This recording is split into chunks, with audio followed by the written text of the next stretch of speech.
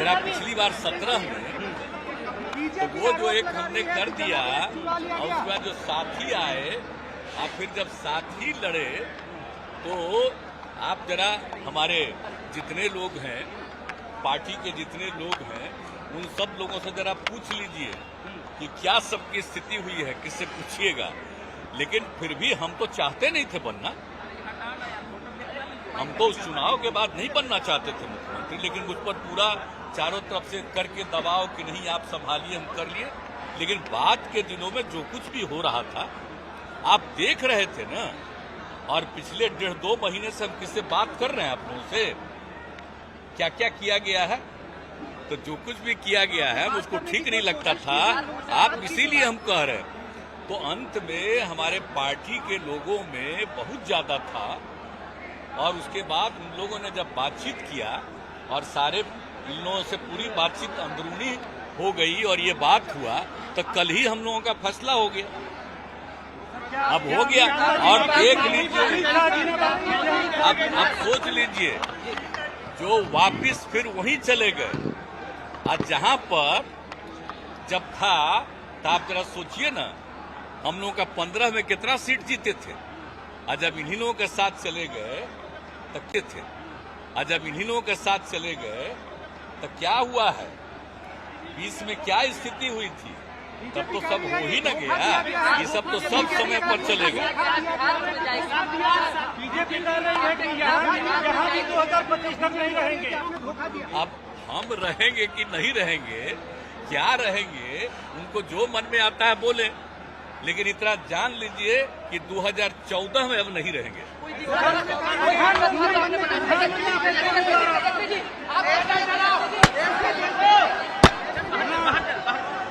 क्या नीतीश जी प्रधानमंत्री पद की दावेदारी रहेगी 24 में आपकी? मेरी कोई दावेदारी नहीं है, ये सब छोड़ दीजिए, हमारी किसी चीज की दावेदारी नहीं है।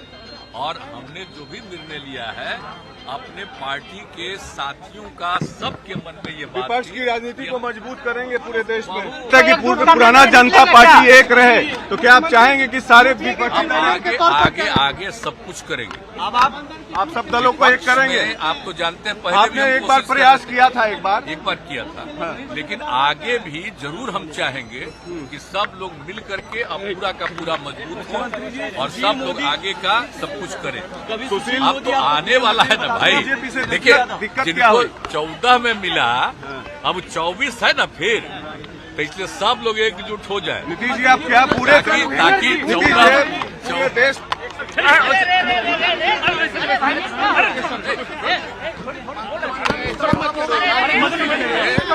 पूरे देश में 14 नहीं करे 14 वाले को 24 के आगे कुछ कामयाबी होगी।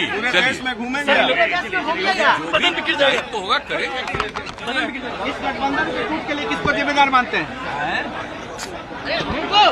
इस गठबंधन के टूट के लिए किसको जिम्मेदार मानते हैं? चंदा हाथ वो है ही, हमारे पार्टी के सब लोगों से पूछिए, जो अप्रोच था जिनके साथ थे, उनके साथ जो अप्रोच था, आप सोच न लीजिए भाई, 3 में 2 अलगे न हो गए। तो जो उनका व्यवहार और जो कुछ भी चुनाव में जो अप्रोच था, अपने दल के सब लोगों को ये फीलिंग है कि ठीक नहीं है। हम लोगों के लोगों ने उनको सपोर्ट किया और उनकी तरफ से जेडीयू को हराने ही की सब बात हो गई। सबसे पूछिए, हम तो तब तक कुछ नहीं, हम तो चाहते भी नहीं थे बनना, लेकिन हमको लोगों के मान लिया। लेकिन अब जो पार्टी के सब लोगों से बात होती रही, सबके मन में था नहीं, तो फिर हम लोग चले गए अपना पुरानी जगह पर। अब ठीक सर, वाजपेयी जी और मोदी जी के क्या अंतर है? क्या वाजपेयी जी के बीजेपी और मोदी जी के बीजेपी में क्या अंतर? साहब आप बोल रहे हैं श्रद्धेय अटल बिहारी वाजपेयी जी, और उस समय जो हम सब लोग गए जौहर साहब के नेतृत्व में, और कितना प्रेम करते थे और कितना मैंने मानते थे, वो हम कभी भूल सकते हैं? उस समय की बात देखिए, उस समय की बात ही दूसरी है, और बाद में जो कुछ भी हुआ है, मैं सबका आप समझ लीजिए, उस समय जो उन्होंने श्रद्धेय अटल जी का और उस समय के सब लोगों का जो प्रेम था, उस चीज को हम कभी भूल सकते कितना अच्छा था। लेकिन बाद में फिर सुन तो लीजिए, अब बाद में फिर गए और इसके बाद जो कुछ भी होता रहा तो हमारे दल के लोगों को कुछ नहीं। एक आदमी को हम जिम्मा दे दिए, आप फिर उसी आदमी के बारे में सबसे पूछिए।